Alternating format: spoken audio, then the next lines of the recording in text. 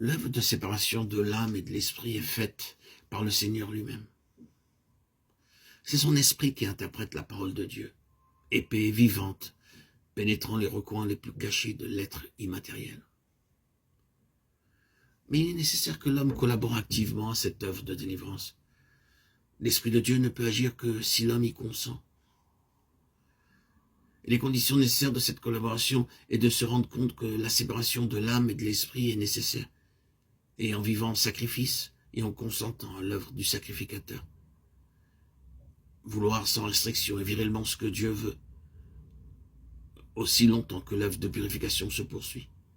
Maintenir la croix comme base, selon qu'il est expliqué dans Romains 6, 1, 14.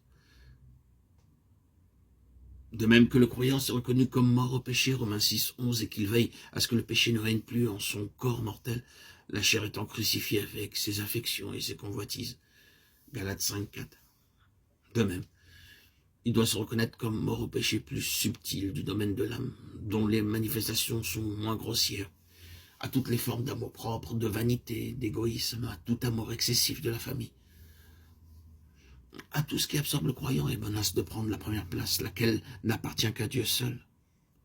Et une fois que ces conditions sont remplies, il doit alors veiller à employer immédiatement toute lumière reçue de crainte qu'inutilisée, elle ne soit plus discernée.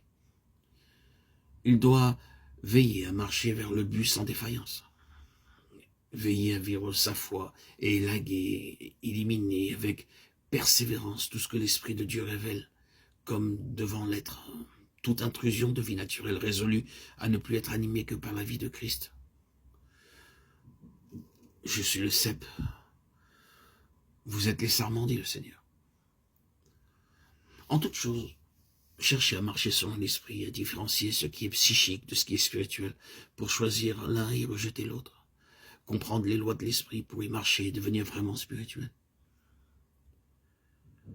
Tandis qu'il remplit les conditions nécessaires, l'enfant de Dieu s'aperçoit qu'il est vraiment devenu une nouvelle créature, une nouvelle création.